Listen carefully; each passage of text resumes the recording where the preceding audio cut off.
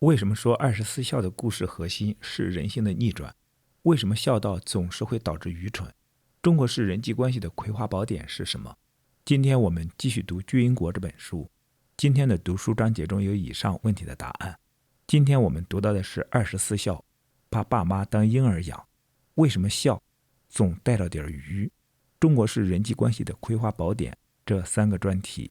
想听更多的内容，可以订阅我的 YouTube 频道。读完这本书之后，我还会就解读中国文化这个专题去分享更多相关的书籍。我们共同查杀掉自己头脑中的中国文化病毒，在个体层面做到文化出埃及，早日跃迁到现代文明的状态。让我们开始吧。24孝，把爸妈当婴儿养。咨询中常听到女人说，我找了一个24孝男友，或者是我找了一个24孝老公。这样的故事无一例外都意味着男人将女人当做一个婴儿来养，而这时的男人就是在当一个全能妈妈。这样的故事听多了，我就想，也许24孝的本意就是希望孩子将父母当婴儿来养吧。24孝是由元代的郭居敬编著，而故事主要取材于西汉刘向撰写的《孝子传》。他的24个故事分别是：感天动地，舜孝敬一直想杀死他的后母；清肠汤药，汉文帝刘恒孝敬父母；世指痛心，曾子孝母；百里负米，孔子门生钟繇孝父母；卢衣睡母，孔子门生闵损孝虐待他的继母；陆乳奉亲，颜子孝父母；戏彩育亲，老来子孝父母；卖身葬父，董永与仙女故事的另一个版本，孝父；克木弑亲，丁兰孝父母；行庸共母，江革孝母；怀居遗亲，陆季孝母；埋儿奉母，郭巨孝母；善枕温寝，黄香孝母；食肾益气，蔡顺孝母；涌泉乐离，姜师孝母；文雷弃木，王某孝母；如古不代，崔山南的祖母孝敬曾祖母；卧冰求离，王孝祥继母；兹文保雪，吴孟孝父；鹅虎救父，杨香孝父；哭珠生损，孟宗孝母；长愤忧心，于金楼孝父；弃官寻母，朱寿昌孝母；嫡亲逆弃，黄庭坚孝母。这24个故事，14个是孝母的，5个是孝父母的，5个是孝父亲的。这个数据也支持了我一直以来的直观判断，孝道主要是孝母的。这些故事中，变态且反人性的是埋儿奉母和雍泉乐离。郭巨埋儿已广为人知，讲的是为了养母亲而决定活埋儿子，结果在给儿子挖的坑里得到了一罐金子。这故事如此变态都不用多说了，但在现在的中国，很多地方宣传24孝时，仍会堂而皇之地去讲这个故事。雍泉乐离讲的是，因为母亲爱吃鲤鱼，所以姜师常为母亲做鱼吃，并且要妻子去几公里外的长江取水。一次风大，妻子回来晚了，姜师就判定妻子怠慢母亲，将妻子逐出家门。拜托，难道不能沟通，不能商量，不能考虑风大的客观事实吗？在我看来，这个故事的变态味道不亚于埋儿奉母，并且在那个时代，将妻子逐出家门也常常意味着妻子会陷入死亡的境地吧。而且原因仅仅是一次取水时的晚归，简直是偏执型精神病。以我所知道的故事，如果真和这种男人生活在一起，绝对是妻子的噩梦。达到愚孝的那就有很多个了。在我看来，最有象征意义的是如古不代，已经做了祖母的女人跟婆婆一直喂自己的乳汁，这就是将老人当婴儿来对待。如我所说，中国人际关系的秘诀其实就是将对方当婴儿来照顾，当天神来崇拜。如果你是一个24孝男人，那么不难追到中国女人；如果一个24孝的下属，不难讨好到领导。其实24孝最变态的地方在于，它是写给儿童的。想起一次活动时，一位妈妈说，6、7岁的儿子3大优点：无条件爱他，包容他脾气，从不记恨。讲完我很惊讶，而台下掌声雷动。该女子家人小时候都孝顺，长大了都歇斯底里，这是人性导错。现在才知道，这就是传承。我们文化的实质就是做好婴儿找好妈，都是婴儿，都是在找妈。但多么匪夷所思啊！要成年孩子做父母的妈还可以，但要幼小的孩子做父母的妈妈，不是人性的逆转吗？在我看来，面子文化和孝道文化都有同一种逻辑，我怎么对你都是为了你好，我不必了解你，尊重你，我完全从自己出发，随意对你，但你必须承认我是为了你好。这种文化的设计是为了给爱无能的人开脱，也是为了给强势的人开脱，最终造就的是野蛮、荒凉和粗糙，而从来没有正义和真理可言。我都是为了你好这句话的真实含义是，我永远都是对的，而错的只能是你。我们弄出孝道这么大的阵仗来，其实只为了保证巨婴式父母的全能自恋，也就是我永远是对的。心理疾病分为3大类：神经症、人格障碍和精神病。人格障碍是严重的心理疾病，种类繁多，如边缘型、反社会型、偏执型、抑郁型、强迫型、自恋型、表演型等等。但他们有一个共同基本点，那就是我是对的，错的是你。因为不能面对自己有问题，人格障碍因此难以被治疗，甚至不能被治疗。像反社会型人格，他们最终的归宿是监狱。面子心理太重的，都有严重而脆弱的自恋，都可以说是有人格障碍的，而他们都得捍卫这一点，也就是我是对的。心理学家科胡特发展出的自体心理学，对中国人心理有最强的解释力。像我书中的全能自恋、自恋型暴怒、自体客体等概念，都是他提出的。这是因为科胡特研究的焦点就是严重的自恋问题。有一个说法是，在科胡特之前，自恋型人格障碍是不能被治疗，但科胡特之后，他们就可以被治疗了，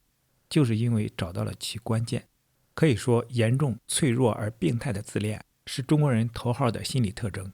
其实，研究中国人国民性的研究者都将面子心理视为中国人头号特征。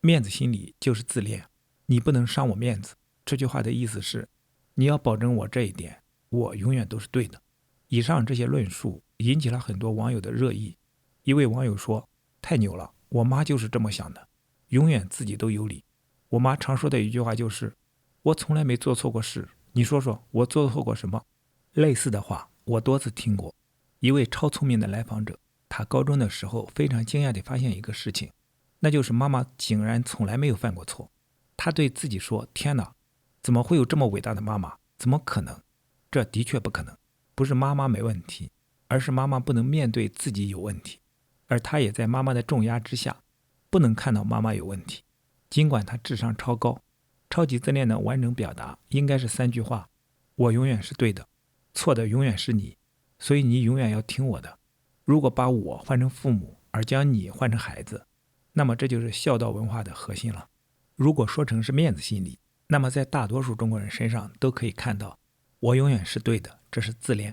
错的永远是你，这就可以给你洗脑了。你要听我的，就可以理直气壮地控制你了。用科胡特的术语，就是可以将你当自体客体使用了。我随意地、自由地、肆无忌惮地对待你，而你必须和我想象的一样，因为你是我自身的一部分啊。最严重的时候可以到这一个地步，我杀了你都是为了你好。一位网友说，我爷爷曾经对我爸说，我哪怕是杀了你，也是为了你好，因为父母做的一切都是为了子女好的。我瞬间就膜拜了，这还是有文化的人说出的话。看上去这太变态了，但我们一直宣扬的24孝中，这种变态的味道不是太常见了吗？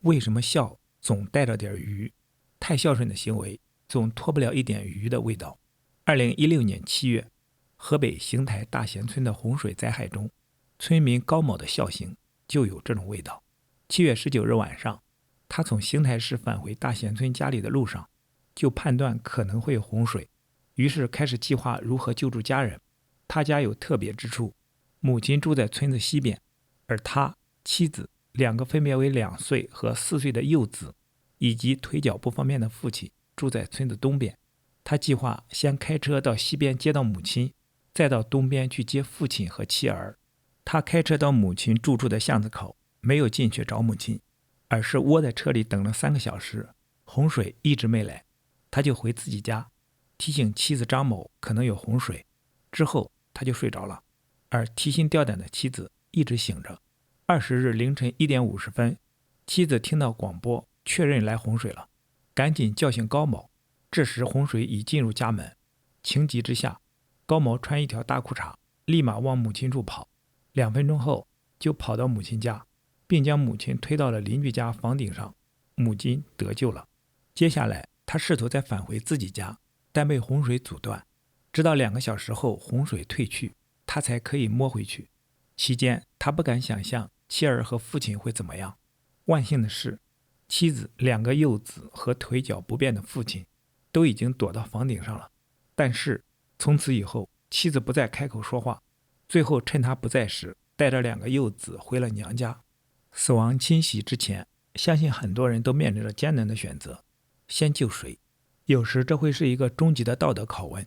当事人极难做出选择，至于旁观者更是难以去评断，因为你没有经历过这份拷问。例如在这家人中，高某的选择困境是先救母亲还是先救妻儿与父亲。他没有丝毫犹豫，选择了先救母亲。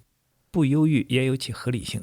因为洪水已经来到眼前。同样，他的妻子一样也有严峻的选择。她作为一个女子，却需要救2个孩子和腿脚不便的公公3个人。她如何排先后顺序？按说作为旁观者没有资格去评断，但高某的选择实在太奇怪了，所以我忍不住必须说说。第一，他是舍近求远；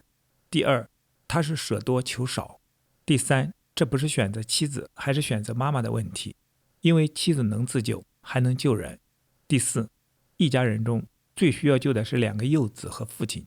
因为他们没有自救能力，而母亲有行动能力。第五，整个事件中有这样一种味道，那就是全世界加起来都不如母亲一个人的分量重。我会有这样一种假设，任何一件事都绝不是偶然，也绝不是第一次发生，因为都是不知道轮回多少次了。放在高某家中，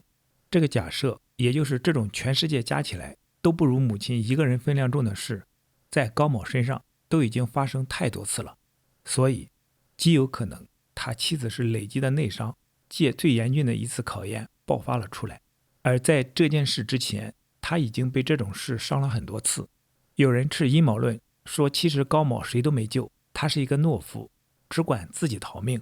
之后拿救母亲来推脱。持有这种阴谋论的人还喜欢说这是一道智商测验题，那这真是太把自己的智商当回事了。因为报道说高某在救母时和多位邻居打过交道，所以撒谎并不容易。我是真心认为高某没有撒谎，他前后的逻辑是一致的。不仅洪水来临时母亲一人的分量胜过全家人，洪水来临前他对母亲也毕恭毕敬，宁愿守在母亲住处之外3个小时等洪水来，然后才去叫母亲，而不是走进去提醒母亲做好准备，仿佛是他这样做会对母亲造成一种打扰似的。这就简直是母亲的生命大过所有人，母亲的一点感受也大过一切，以至于他都不能做明智的选择。无数网友注意到了高某的这个细节，因此怀疑高某的智商不够。毕竟看起来的最佳做法是他进去提醒母亲洪水可能来袭，要母亲做好准备，然后回家提醒妻子和父亲，或者他先回家提醒妻子和父亲，再过来提醒母亲，两边都得做好准备，否则万一洪水来势凶猛，而至少一边没做准备，岂不是很惨？可以说高某这时候的智商像是关闭了一样。洪水来之前，他以母亲的感受为中心；洪水来之后，他以母亲的生命为绝对中心。这个逻辑如此绝对，以至于都不能为他的智商腾挪出一个思考的空间了。但是这种味道我并不陌生，因为在所有的愚孝行为中都有类似的这个味道。如果你从来没有听闻过这种味道，那很简单，去读一读24孝吧。郭巨埋儿与涌泉乐离。在我看来，24孝中这两个故事最为变态，郭巨埋儿和涌泉乐离。郭巨埋儿因为超级变态已经众所周知，他讲的是近代郭巨家很穷，母亲总是把仅有的食物留给孙子吃。郭巨深为不安，和妻子商议说，孩子可以再生，而母亲只有一个，不如埋杀儿子，为母亲省下口粮。妻子赞同，两人挖坑，不料却挖出一坛黄金，上面写着天赐孝子郭巨，官不得取，民不得夺。涌泉乐离讲的是东汉人姜师的孝顺行为。姜师这个名字的谐音真是好恰当，因为母亲爱吃鲤鱼，姜师常为母亲做鲤鱼吃，而且要妻子去几公里之外的长江去取水，因为鲤鱼配长江水才能出更好的味道。有一次风很大，妻子回来晚了，姜师就判定妻子是有意怠慢母亲，从而将妻子逐出家门。后来妻子仍想孝顺婆婆，最终姜师醒悟迎回妻子，结果家里冒出一眼泉水，且就是长江水，每天还会跃出2条鲤鱼，免了妻子挑水之苦。这故事太夸张了，那年代休掉妻子等于将妻子推向绝境，而如此绝情的原因仅仅是一次挑水回来晚了，并且这次有大风这个客观因素，而姜师竟然将客观原因归罪于妻子主观上怠慢母亲。这真是母亲的一点感受都大过天，其他所有人的命加起来都不如。所以我们发现时空穿梭了，东汉姜师的孝行也发生在当代大贤村村民高某身上，只不过东汉时奉行孝廉，姜师会被赞誉甚至做官，而高某的孝行别说感动天地了，连民众都感动不了。姜师的故事在24孝中比较简单，就是这个男人愚蠢且偏执，而婆婆和媳妇则都是好女人，所以谅解并不难发生。不过在传说中的故事发生地四川德阳市孝泉镇，则将故事演绎得更为复杂。儿子姜师和媳妇庞三春都很孝顺，姜家本来十分幸福和睦，但姜师的姑姑挑拨离间，而姜母听信谣言，于是请人做了一对尖底水桶，这样庞三春在来回7公里的路上就不能放下水桶歇息了。后来太白金星知道了庞三春的孝行，便下凡给了他一根马鞭，要他拿回去放在水缸里，之后每天的水缸会自满，并且每天还有2条鲤鱼跳出来，改善了姜家的生活。但是姜母知道这件事后大怒，硬逼着儿子休了媳妇。有位邻居可怜庞三春，找了白衣安道姑收留了他。庞三春的儿子姜石泉，小名安安，知道母亲被休，忧虑吃不饱饭，就在每日上学时抓一把米，藏在路边的土地菩萨背后，日积月累，安安终于积蓄了1小口袋米，便给母亲送去。庞三春尽管被为难，但不记恨，仍然通过砍柴和做针线活挣钱，然后给婆婆买米买肉尽孝。当儿子把米送到白衣安时，庞三春发现米的颜色深浅不一，愤怒地质问儿子。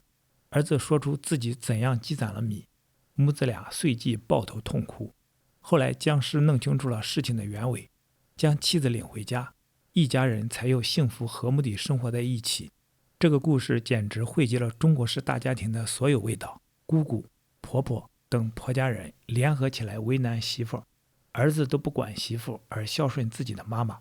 而做儿媳妇的在面对长辈刁难时不敢有丝毫的怨言，而面对自己孩子时却很容易发怒。这些味道都是变态的味道，但我们称之为孝，认为是美德。但这种美德不过分时还好，一旦过分就必然会带出愚蠢的味道。为什么会这样？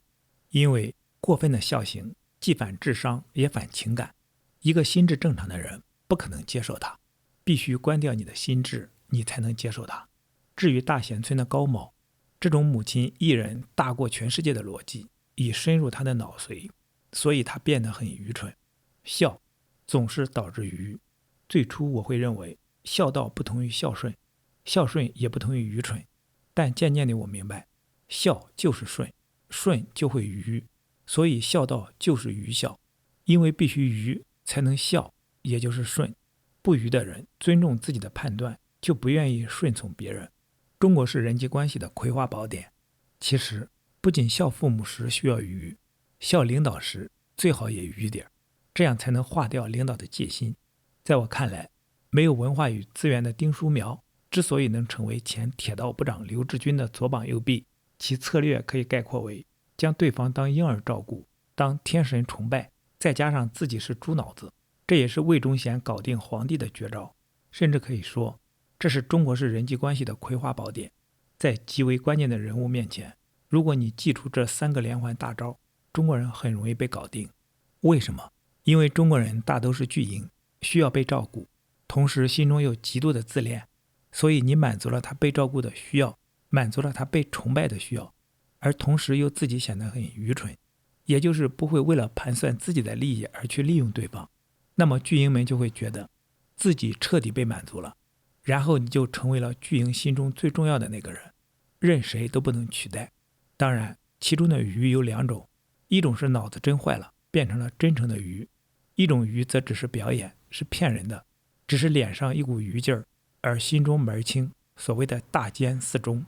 这种愚味儿在中国人的脸上太容易见到了，他是孝子孝顺的脸，是王刚饰演的和珅的脸，是岳敏君作品中的笑脸人，也是你我常见的好人脸。虽然说愚有两种，但我想也许我们整个民族都陷入了这个酱缸之中，看清楚这份愚并不容易。因为过分的愚行，比如24孝，就如同一坨屎。但即便在现代中国，又有多少地方在堂而皇之地宣传24孝，公然将郭巨埋儿这种恐怖故事当美德来宣传？又有多少人在奉行愚孝？这是一坨屎，而你又必须吃，那怎样才能吃下去？最佳的办法是关闭你的智商，否则你的智商一启动，你就吃不下了。好，今天的读书分享暂时到这里。今天我们读了24孝，把爸妈当婴儿养，为什么孝总带着点愚？中国式人际关系的葵花宝典这3个专题，期待在下一次的读书分享中与你再相逢。